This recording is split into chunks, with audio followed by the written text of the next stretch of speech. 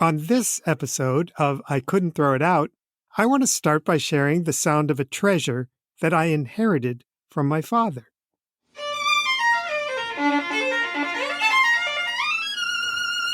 Now, if you think that's me playing the violin, dream on. That's a young virtuoso named Amelia Bailey. And if you wonder why she's playing my violin, and why that violin might lead me to disobey one of my father's strongest wishes and make an extremely difficult decision, keep listening. I couldn't throw it out. I had to scream and shout. Before I turn to dust, I've got to throw it out. Before I turn to... Hello, Sally Libby. Hello, Michael Small. Today we're going to take on the very difficult task of deciding the fate of two special objects. And I'm going to give you a hint right now what they are. Okay, you ready? Here we go. Ready? Ooh, violins! Yes, this is an episode about violins. Which is much better than an episode about violence. Actually, there might be some of that too. Uh-oh. These violins are in perfect shape now, but when my aunt gave one of these violins to my father, the neck was broken off. Ooh. Which can only mean one thing. Somebody smashed it. Probably one of our relatives. And that doesn't happen unless someone is really mad. So I think you're telling me that it wasn't a smashing success. Yes? It was a success at smashing. Sally, get a hold of yourself. Or I might get violent too. And by the way, that can happen when I'm around violins. Because this isn't the only smashed violin in our family history. What? When I was playing the violin as a kid, two other violins got smashed. Whoa. And I am the one who smashed both of them. Oh. On purpose. And then I made it look like an accident. Why did you do that? We'll get to that. But first, I want you to know that these violins bring back good memories too. Like, imagine my dad as a gangly kid in the 1930s when his parents gave him one of these violins, and then think 80 years later, he played that same violin for me just a few weeks before his 97th birthday. When he was 96? That's amazing. Yes, and in 2020, one of the last things he heard before he died was the violin, and it was played by me, the violin smasher. You were reformed in your older years. Sort of, but one thing I have not reformed is my addiction to saving things. So I inherited both of these violins when my father died, along with many other things I saved that relate to the violin. And now, of course, I have to decide what to do with them. Knowing you as I do, I can tell that's not going to be easy. Definitely not. Deciding what to do with these things is maybe one of the most difficult challenges of my life. Because these violins, they raise so many emotional questions for me, like, why do people like my father and me play the violin? Because even after working at it for years and years, most people, including us, could never play the great violin concertos and make them sound beautiful. So how do you decide when it's time to give up? Good question. And even more important than that, what do you do when you inherit something from someone that was really important to them? I mean really important, but maybe has a different importance for you. That's a tough one. We're going to start with some questions about this first violin. Like, who smashed this violin? And why did your aunt give your father a broken violin? Well, that's also a good question. So it's lucky that we have a special guest here to help answer those questions. She is the daughter of my aunt who gave my father this violin. Plus, she and I share a common experience. We both played the violin to please our parents, and we're not quite sure why. Introducing my cousin, Rachel Kuklinski. Hello, Sally and Michael. Hi, Rachel. So glad you're here with us. I'm glad to be here with you. So, Rachel, before we get to the treasure that you're going to help us understand, I hear that you also are someone who saves things? Yes, all sorts of things, from rocks to paperwork.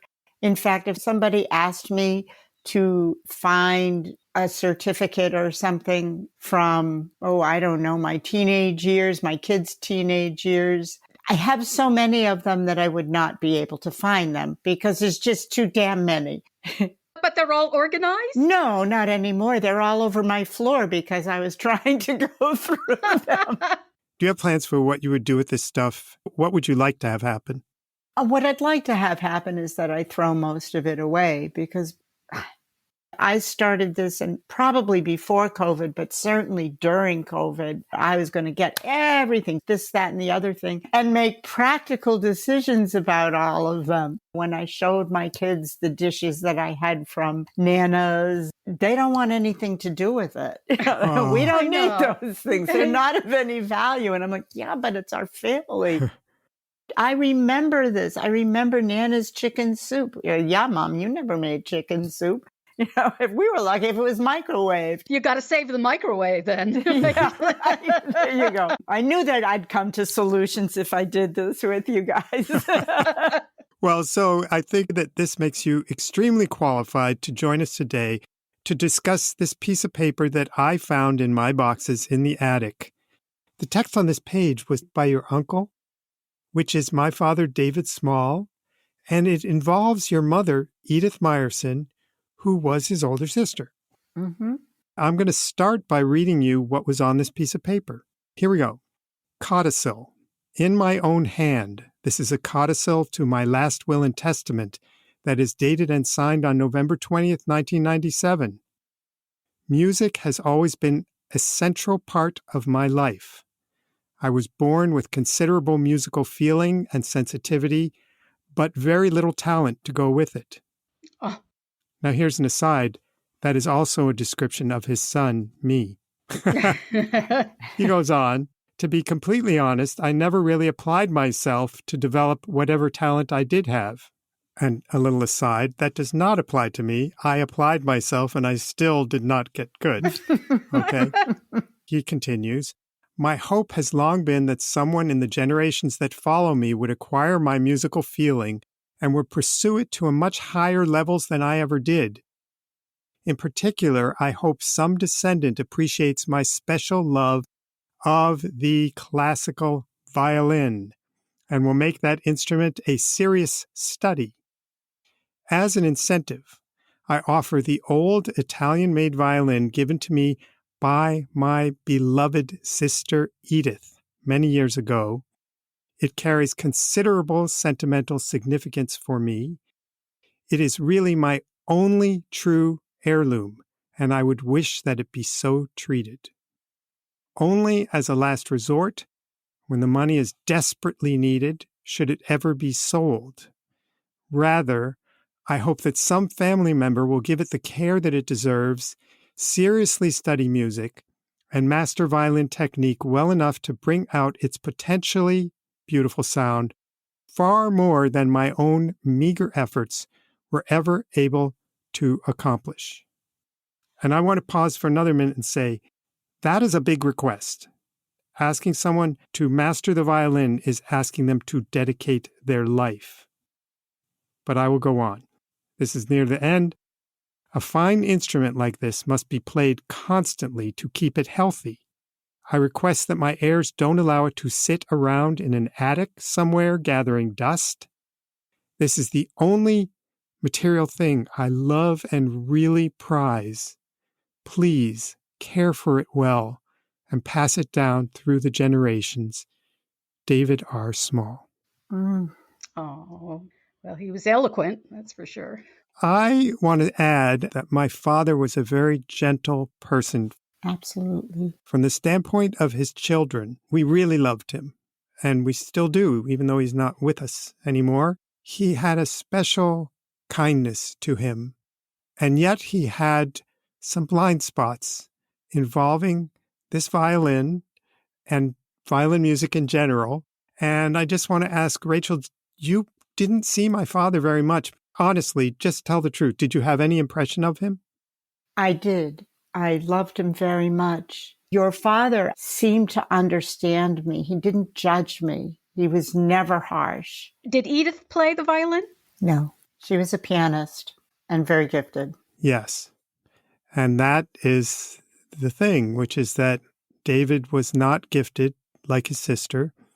I will also, I guess, throw in here, Edith was very beautiful, Yes. and very elegant in her manner, and she was extremely cultured. And my father kept a large photo of Edith over his desk his entire adult life. Did you sense any competition between them? I'm going to answer with my mother competed with everybody. Oh, okay.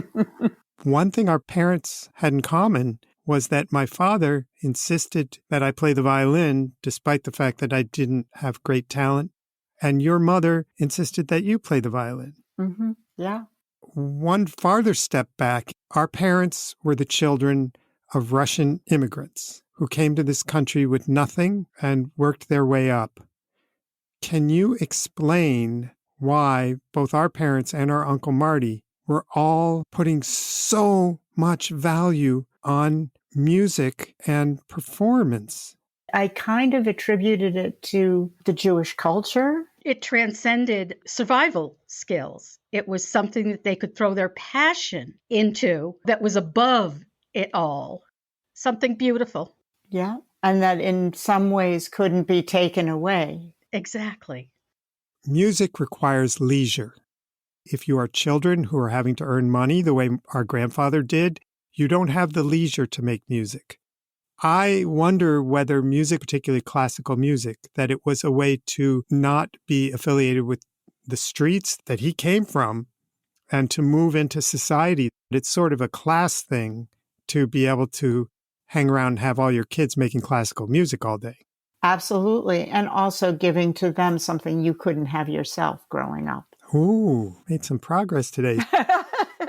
But I think there's one element we left out. My father really loved music. He loved listening to the violin. In his last years in the nursing home, he'd play for hours every day. He actually made up this medley that was a combination of a Broadway show tune, a classical piece, and a Jewish prayer. Wow. And his brain put those songs together, and he'd play it the same way every time we visited. My father loved classical music too. He'd play the opera on the radio every weekend, and he and my mother really enjoyed it. I think for them it's sort of balanced out maybe some of the ugliness of life. Your father, my father, they both went to work every day where things could be very frustrating, and maybe music was some kind of escape. Or a reminder that there are beautiful things in the world. Yeah. Yeah, I think that's it. I have a story about my dad and his father and a French horn. My father's father was like a big deal farmer in his community in Maryland, and dad would help him out in the fields. And one day, dad was required to be at school to rehearse for, I think it was Carmen, and he had played the French horn, and he had to go.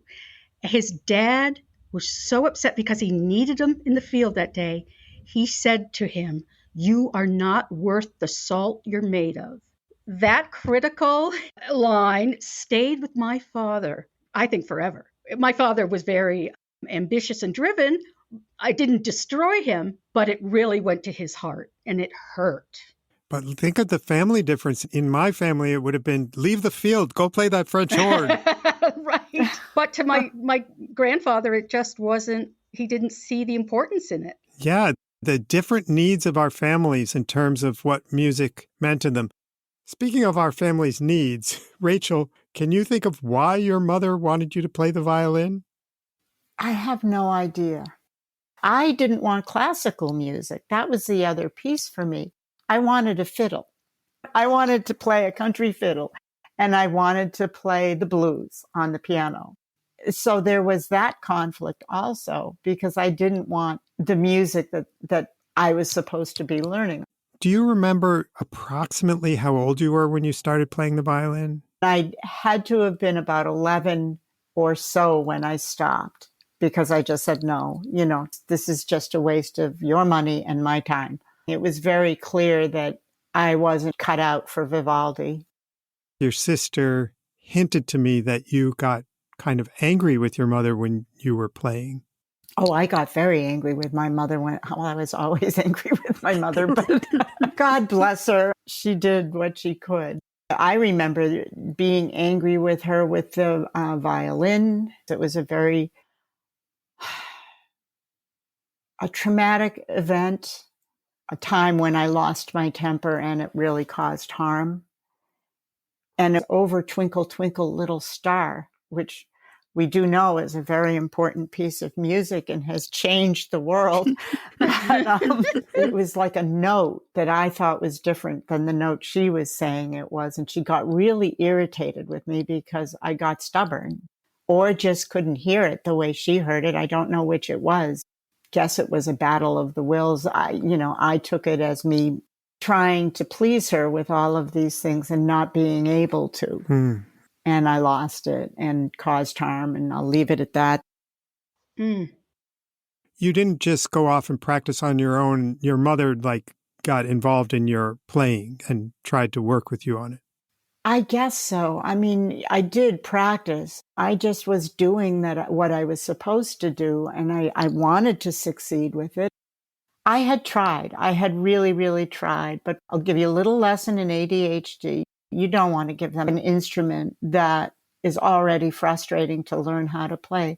I could not make that violin do what I wanted it to do. And it just was so frustrating for me. Do you listen to classical music now? Do you have a love of classical music or not really? I don't love it like I love other music and other genres, but I do love it. And I mean, part of the reason I love it is because of my mother. It brings me to her when I can't be with her in any physical way. There's some piano music that she would play over and over, and just I can picture her at the piano and her face and her hands and her, she would make this kind of face while she was playing, and the emotion that would come through as she dove into this thing, and how also this tightness, because she never felt like she was communicating it well enough. And, it was such a passion for her to work at that. Whereas everything else really came fairly easily to her. She didn't have to work so hard at the other things, but her perfectionism really, really shone when she was playing the piano. But I love those pieces when I hear them. I want to say something about this violin your mother gave to my father. It was smashed when she gave it to him. It was in pieces. I don't know, it could be a wonderful gift, but it's a little strange. You think? I think this was a full-size violin. I question whether an 11-year-old, I don't think this was your violin. Do you think you had a violin that got smashed? I very well could have smashed it, but I don't know why she would have given it to him. Would your mother have given you an Italian violin at age 9? She would have. Yeah. She explained to me the history of that violin. I can picture us at the dining room table with her opening the case and telling me about it. We don't know for sure, but we think this could have been the violin that you played. I think so, yeah. And I never really understood my getting that violin, why they would have thought that a violin that beautiful would make me a beautiful player. The violin sounded bad. It had what I would call a very timid sound when my father would play it. And his violin from his childhood had a much richer sound. Couldn't it get tuned up by a professional? Yes, it could.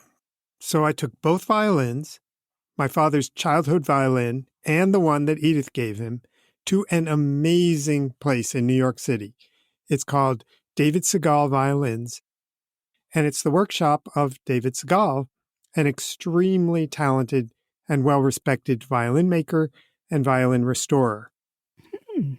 You walk into an apartment building near Lincoln Center, and you are surrounded by violins, violas, cellos, and there are glass cases with hundreds of bows.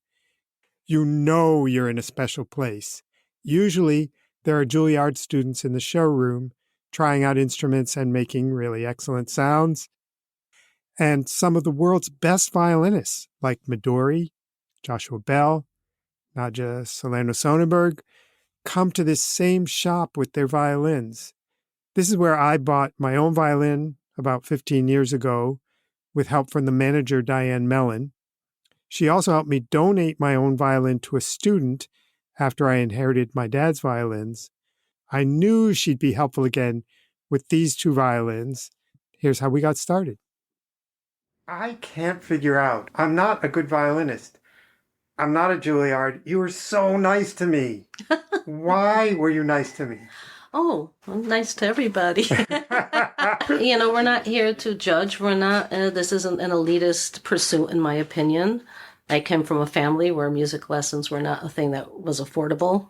So I sympathize with everybody. This should be a joyous journey. Yeah. It should not be filled with anxiety and insecurity, but that is fostered a lot of times in the music world. And so I tend to go in the opposite direction. Have you ever had a real Stradivarius here? Yes, we do now. You do? Mm-hmm. It was owned by Charles Leboff. He played it for a good portion of his career. It's the last Stradivarius made by Antonio himself. It's called the Lord Norton, and it was completed in 1737 when he was 93 years old, which is pretty amazing that he was still working at that age and also in that era. You will eventually sell it to someone? Yes. Does that take a long time? These things take a long time. You're in the long game with instruments of that caliber. Have you had more than one Stradivarius come through here over the years? Yeah, we've sold several. How much turnover is there? Are violins coming and going every day? All the time, yes. If you had to say what you love about your job. Probably in another life I was a matchmaker. And so I get to do the matchmaking without the mess of the other thing being a person. And because really it's absolutely magical when you get all those things to come together, that it's the right bow for the person or the right violin for the person or the right bow and violin for the person. Our goal is to satisfy the customer and know that you are making them sound as good as they possibly can within their budget. Because everybody has a different budget, Yeah. I have people that $2,000 is their max, and I have other people that'd be like, whatever, $2 million. $10 million. Wow. We've gone there. So it happens. You can have bows that are $300,000. Even if somebody only has $2,000 or $3,000, I should be able to find something that makes them sound terrific for that money. It turns out that matching people with violins is only one of Diane's superpowers. Both of my father's violin cases were stuffed with violin-related items he'd been saving forever. It must be something in the family genetics. So she helped me do what no one else could do. Okay. So... Do you mind throwing these things out for me? Not at all. Okay. We do this often. Look at this. My father used this rosin. He might have used it when he was a boy. Or you can just throw it out. That's all dried out. And more strings that have been saved for centuries, possibly. Wow, true strand strings. They haven't made 30 years. For 30 years? They're 30-year-old strings. Yay! Yay. Bye-bye. How about this rosin? Bye-bye. Bye. We've thrown out 1, 2, 3, maybe 4 rosins. What is that? I don't know, but bye-bye. What's that piece of wood in there? I think we don't want to know. All right. And then I can throw all those out. Yay! Oh, things are really happening here. Here's a couple bows for you. Bow's nice. That bow's nice? Yeah. It's a keeper. Now we have a few more goodies for you. Oh, Lord. My father was like me. He liked to say things. I'm handing you 4 bridges. Mm-hmm. Are any of those bridges any good? Okay, no.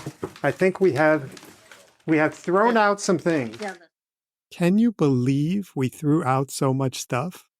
Yay! But then we reached the moment of truth. First, I asked her to look at the violin my father played since he was a kid. I was really proud to show her that violin because we always thought it was a very fine instrument.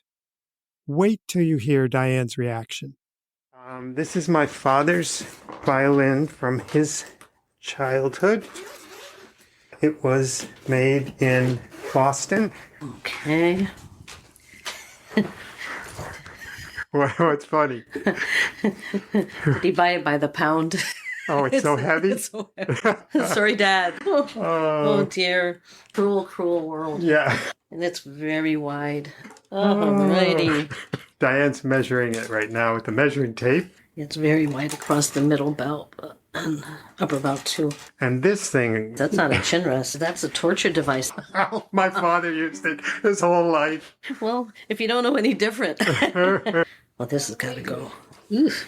Yeah. Take off the torture device, which can go into that pile. Yes. When you looked at it and saw the size, can you just tell me, like, there's something wrong with it? It's too heavy, or it's... Well, no, it's quite woody. There's a lot of wood in there. Which is not great. Which is not the greatest, but if it sounds good, you know, it's kind of if it ain't broke, don't fix it. Okay. Just leave it be. I would say hold on to it, especially since this is the one that you enjoy playing the most. And this one doesn't have any great value, right? Oh, no, everything has value.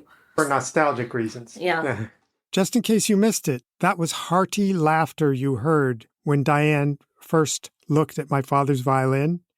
It shocked me to find out that it was the wrong size and the wrong weight, and it probably can't ever be sold, maybe just donated to a student. My dad did not know any of that.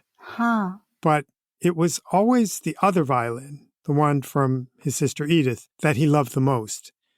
That's the one he put into his will. Diane looked at that one next. This is the old violin that had been smashed. Mm-hmm. I believe that it says inside that it's a Stradivarius model, not a Stradivarius, obviously. Right. And my father thought it was a Stradivarius and was going around the nursing home telling everyone, and we got a call one day saying, your father should not be walking around the nursing home with a Stradivarius. A Stradivarius with a fiberglass bow. That's a little bit of sadness right there. Okay. Do you have any feeling about that violin? I like it. You know, there's something about it that I really like. It's pretty. And so it bears further investigation. Okay. And like I said, that violin shop is so impressive. I'm just amazed that a place like that would even let you in the door. I'm amazed too. But that's how they play it. What about the violin from Rachel's mother? Did they fix it? To find out the history of the violin and see what might be wrong with it, they'd have to take the top off and really check it out, which is very delicate, time-consuming work and expensive. Plus, they couldn't guarantee that it would make the violin sound better. So Cindy and I went back and forth for a few months. We couldn't decide whether we could afford to gamble our money on it. But finally, we chose to honor my dad's wishes, and we told Diane to go for it. Of course, the workshop was really busy at that time, so it was almost a year before we got it back again. So what happened? I can't wait to hear. Yes. I can't wait to tell you. But if you two are going to help me decide what to do with it, I think you're going to need a little more background. Rachel, do you think I enjoyed playing the violin? No. Sally, what do you think? I thought you liked it a little, till I learned today that you smashed 2 violins. What led you to do that, Michael? I think it's safe to say I had some conflicted feelings. Part of the problem is that most people start the violin really early when they're not old enough to decide if it's something they want to do. I think I started when I was 6 years old. Could you actually play it when you were 6? I couldn't really play it. I would get out the case and just do what a 6-year-old would do, like make crazy noises and jump around. But you stayed with it, didn't you? Well, at 8, I started lessons and continued 10 years till I was 18. But pretty early on, I realized that I didn't really like the violin. I was very conscientious and dutiful, except the moments when I realized that I need to do something to stop playing the violin, like smash them. Accidentally on purpose. Each time it happened, I would say it was an accident, and my father would say, don't you worry, we'll get it fixed, and it would be fixed within a week. Don't you worry.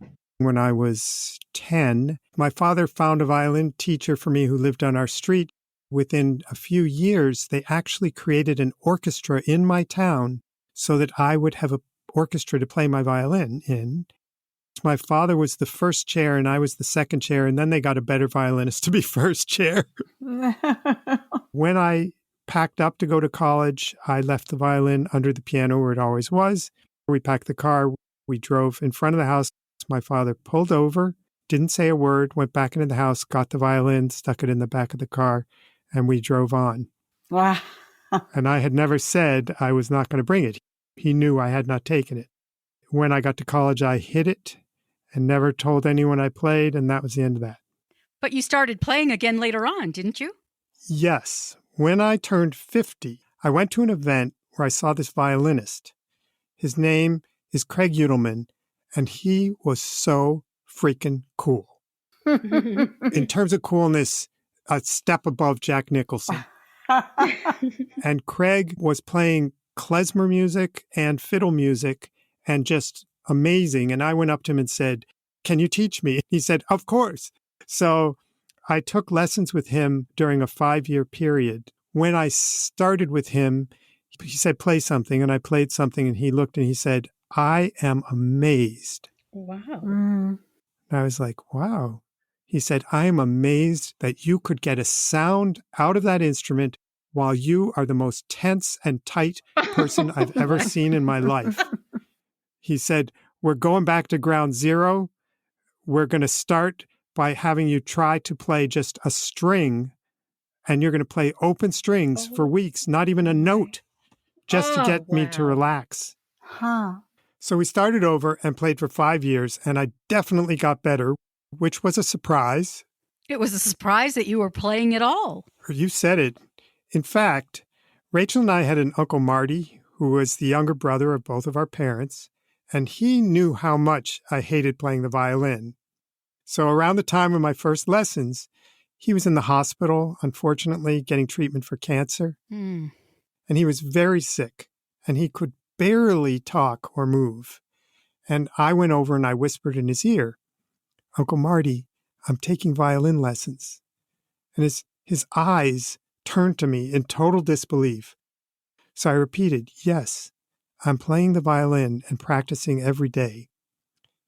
And my uncle, who could barely move, sat straight up in bed and yelled really loud, "Holy shit!" I hope that was a good thing because it was the last time I saw him. Oh, I guess the violin meant a lot to everyone in your dad's family. It did. In the end, I think I frustrated my teacher because at a certain point, I just said, "I don't like the sounds I'm making. It doesn't sound good to me." Does that sound familiar by any chance, Rachel? Yeah. I am feeling a connection. It's like, yes, let's just keep this conversation going. Well, there's definitely more. In 2020, when we were quarantined for COVID, my father was also quarantined and I couldn't go see him. And he was old and he was alone in the nursing home. So we used to Zoom and play the violin with each other on Zoom. And my dad played the second movement of the Mendelssohn Violin Concerto for me by heart. Oh, that is so amazing, beautiful. Yeah. Up to that point, my father had been with it mentally, but a few weeks later, he fell and hit his head in a way that affected his brain. And that was when COVID was raging. And I was actually afraid to go to his nursing home, but I really wanted to go. So they suited me up with a surgical mask and a surgical gown and a cap. He didn't seem to know me, which was pretty upsetting. But you were totally covered. That could have been it. Maybe. Anyway, I got out the violin and I went and I held it right over him and I played the song, The Swan, for him. The same song he played for us when we were kids. And I looked down and for 1 second, his eyes lit up with excitement, totally lit up. And he started to reach out to me and then his eyes went blank again. And that's the last time I saw him. That is so beautiful, Michael. Yeah. Well, a few weeks after that, I played that same piece at his memorial service, and I was so upset. I just played it just so terribly. But our cousin Dan was very nice and called me to say that he gave me credit for trying.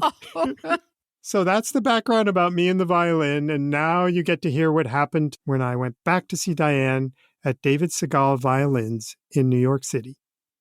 Okay, is that it? That's it. It's beautiful. Wow. What would you say about the appearance of it as distinguishing it from other violins? It has a fairly high arch, and it looks on the Italian model. We're still not sure what the origin of the instrument is. It's a composite, so the top seems to be earlier than the back and sides, and scroll seems to be also later. We have very affectionately referred to them as Frankensteins, but beautiful Frankensteins. When we say earlier and later, do we mean Like mid to late 18th century, probably early 19th century, mid 19th century. Oh, okay. So it was the front that's oldest? Mm-hmm. And is that Italian, or we don't really know? It's definitely Italianate. That would take a lot more research and time, and other eyes looking at it. And a colleague of ours had a chance to look at it, but for a very short period of time. He'd like to look at it again when he comes back into town. And, of course, we would show it to him again. What was wrong with it? I wouldn't say there were things actually like wrong with it. What happened was it had fallen into a state of disrepair because nobody was maintaining it. So old cracks opened up again. The arching started to fall. Bass bar was fatigued, needed a good cleaning. It just needed some love. But those things are expensive. The top has to come off to fix all of the old cracks and to reassert the arching. New bass bar has to be put in. And then any old studs or old linings that are broken or have become disattached either have to be reattached or rebuilt. There was a lot of rebuilding going on here. The fingerboard was touching the wood, wasn't it? Yes, it was laying on the top. Okay. And so now that the neck is reset, everything is way better. Would you say that this is a violin for a beginning violinist, a more advanced violinist? Very much for an advanced violinist. Wow, that's nice to know. If a beginning violinist plays a nice violin like this, could it make the violinist any better? Yes, absolutely. Well, that's a goal. The better the tools, the easier it is to progress. My dad felt this was a treasure. You remember the story that he saved it. It is? In my opinion, yeah. So my dad was right. He was right. Oh, that's wonderful. Well, it turns out that my dad did know a treasure when he saw one. The Franken violin he got from your mother, Rachel, finally sounds as beautiful as it looks. And bearing in mind all my history with the violin, I have to decide what to do with it. That's going to be difficult. Yeah. I know. And that's why, before we get to that big decision, I'm going to make a few smaller ones. Because you remember, I have all these other things related to the violin that I've saved, and I need your help with deciding what to do with them. Like, here's an example. This is the scales book my father used to play in the 1930s when he was taking violin lessons. It says, "To David, my conscientious pupil, in much regard, Hiram Goldman." Another piece of paper that I also saved, because I'm saving everything, from 1974 October. This is a letter from my violin teacher as a recommendation for college admission, a general letter. And she wrote, remember, his teacher used the word conscientious. She wrote, "I have found Mike a delight to work with, dependable, talented, and conscientious." It's weird that I was actually more like my father than we ever admitted. What do I do with this book of scales and chords that thanks my father for being a conscientious student? No one's going to ever want to use this for playing music. It is a little bit historical because it's this old Boston Fisher publishing thing. Do I save this or do I just throw it out? Is there a historical society somewhere that would take that? I have tried historical societies and nobody is hysterical about getting any of this. Okay. So is this trash? Oh. I mean, maybe there's a grandchild who would one day want it if, I wait 10 years and they grow up and then I could say, this was your grandfather's. You never know. I mean, I don't know. There is that possibility. This is so difficult. I have this ever-growing box of things that I've reviewed, but I still can't throw them out. So this will go in that box.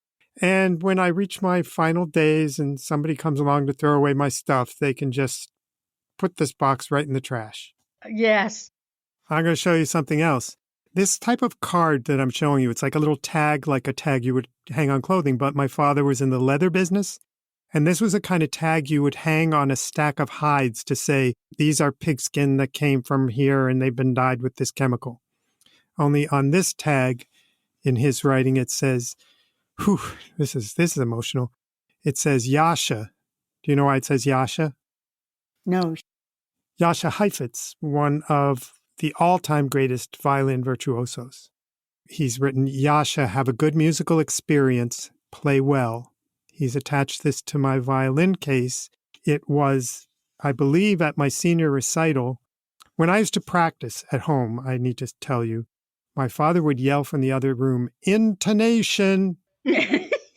And just for anyone who's listening who doesn't know what that means, it means you're playing out of tune. So when I did my senior recital, he could not control himself, and he yelled out from the audience, intonation, while I was playing my recital. Oh, my God. Oh, He couldn't control himself. Wow. And he is a good man, and he did many wonderful things for me. Now, Sally, I played that violin all the time you knew me. Do you have any memory of ever hearing me play the violin? Never. I heard some complaints and how, your dad really wanted you to play and you didn't really want to, but I've never heard you play. In high school, I gave concerts and you never came. I don't think I was invited because your dad was yelling out intonation and you maybe you would have been embarrassed. I don't know. I was inspired by my teacher to try out for the district orchestra of Eastern Massachusetts. I saved my ratings cards from my raters. I'm telling you, I saved things. So this is from 1974, and it says, nice tone, intonation could use some improvement. See, my dad wasn't wrong. And he was so conscientious, he had to do that. Do I save this for the humor value? Or I would take a picture of it. And then, it's on your picture roll and you can look at it in your dotage. And throw it out. Yeah, but that you can throw out, I think. Yeah. So now, at last, we get to the big decision. I'm going to follow Diane's suggestion and keep my father's violin, the one he had since childhood. I know it's not worth anything, but the sentimental value is huge. And what do we do about the violin that your mother, Rachel, gave to my father? What do you think in terms of if you have something like that, what should you do with it? What's our obligation, especially if there's a codicil in the will saying don't give it away? I would be in the same dilemma that you're in. I don't know, with decisions like this, it's really what's going to give you the most peace. If there's a heaven, your dad's going to know all about it if you give it away. And while you're walking around on earth, you got to have peace about whatever choices you make. Obviously, there are just all these stories that it inspires by having this podcast. You're taking those stories and running with it, which is important. That keeps it alive. And it keeps the spirit of it alive, which is multifaceted because, up until now, I thought I was the only violin smasher in the family and that everybody was so much calmer than I was. I wonder if there's a gene for that. I don't know. It's a hard question. Who would you want to give it to if you did decide to give it up? What would be the purpose behind who you give it to? Obviously, there's so many lessons in this violin that go beyond what my violin teacher, the lesson he gave me. And they're life lessons and people lessons and love lessons and family lessons. I mean, look, I'm 71 and this is giving me a whole new perspective on the dynamics of our family and our history and our stories that started in Russia and came here and are attached to all of those significant events. It's easy to say, oh, just give it away. Don't worry about it. Sell it, use it for something or whatever. And I think that's kind of what's come through in this idea of letting go of things, in the title of your podcast.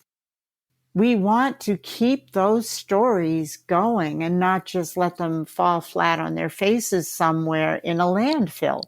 That's exactly it. And the question is how? That's just hitting right at the heart of the matter.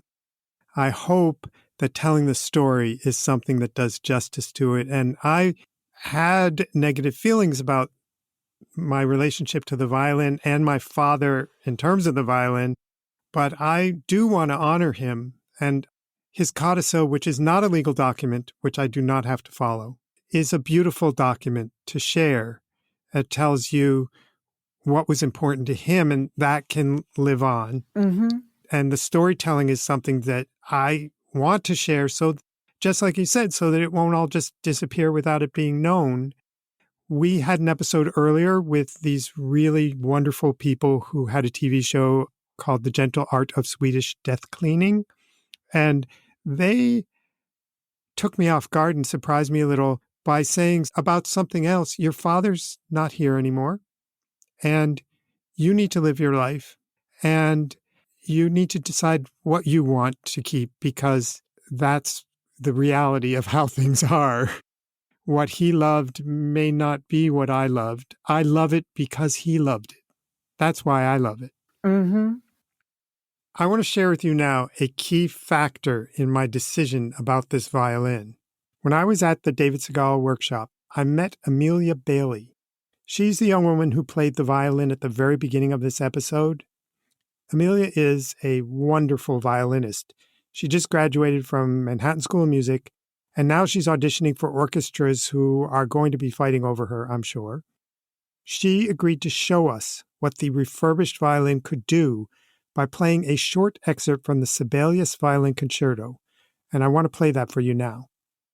Anytime you play on a different instrument, it feels strange, but I'm happy to contribute. Yeah, so like my instrument is bigger than, like slightly bigger, and you feel it in like every little micro measurement of playing.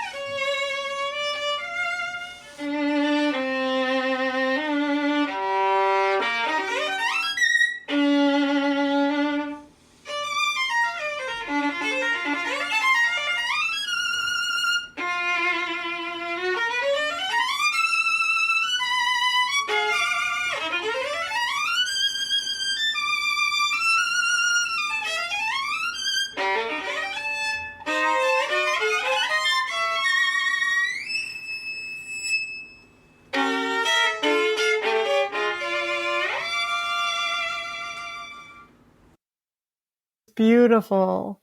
It was lovely. Absolutely. What a sound.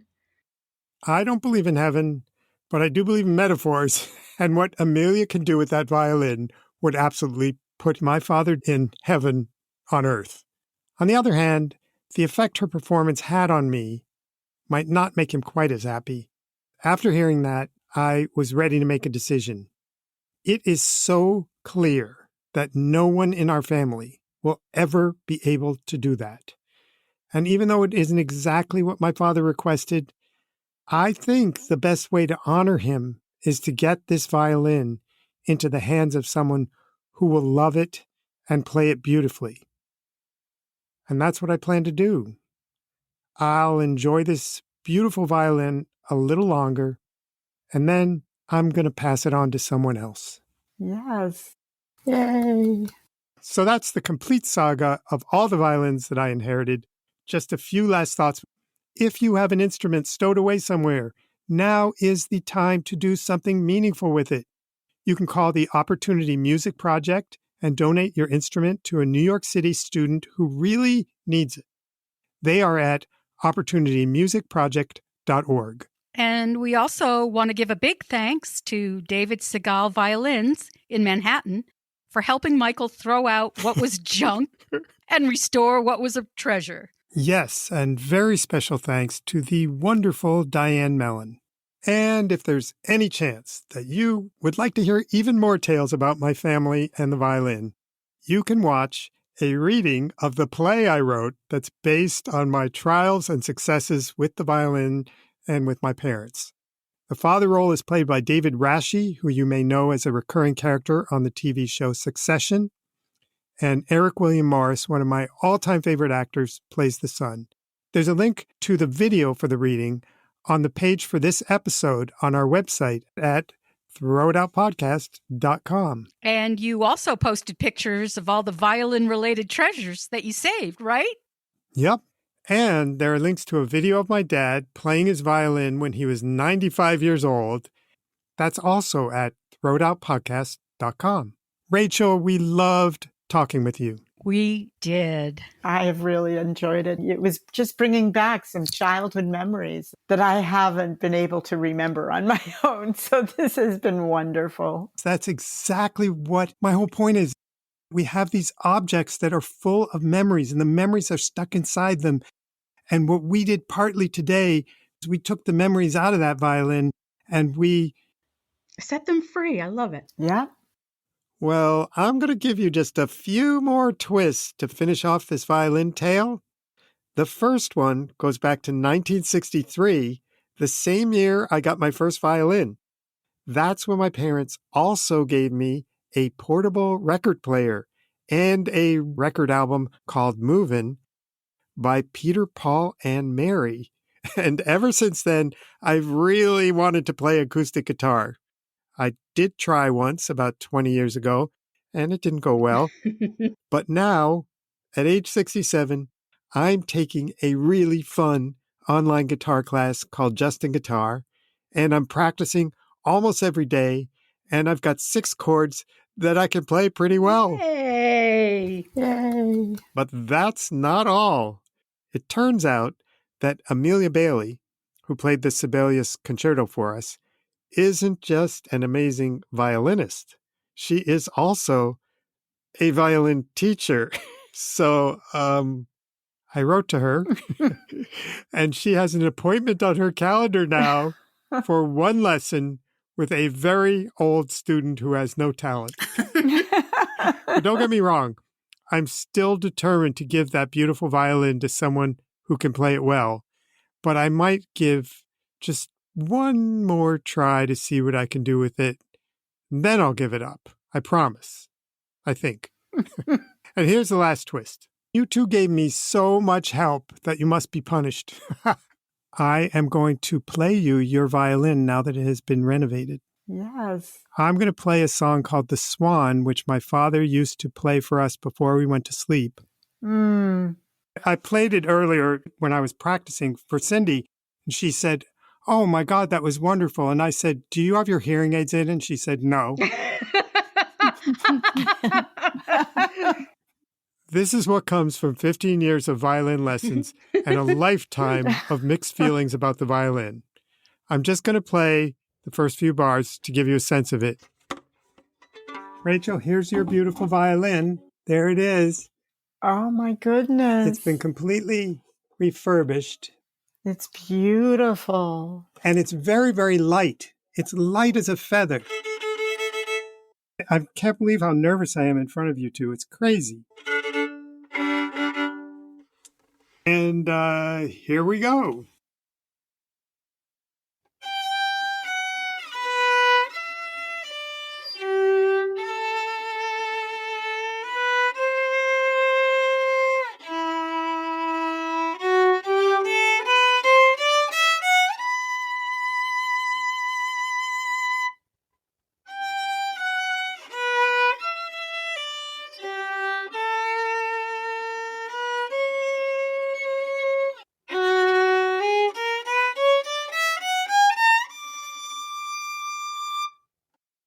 Okay, I think we've heard enough of that.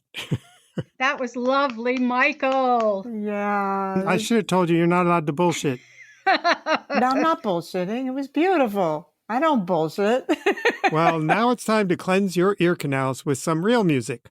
Our theme song, performed by Boots Camp and Don Ralph, who is also the leader of the superstar rock band Life in a Blender. By the way, there's an excellent violinist in Don's band, so check them out. Definitely better listening to her than to me. Bye, Rachel. Bye, Sally. Thank you, Rachel. Look up that stairway to my big attic. Am I a hoarder or am I a fanatic? Decades of stories, memories stacked. There is a redolence of some irrelevant facts. Oh, I couldn't throw it out. I had to scream and shout. It all seems so unjust, but still I know I must.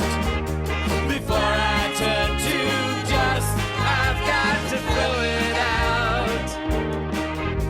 Before I turn to dust, I've got to throw it out. Well, I couldn't throw it out.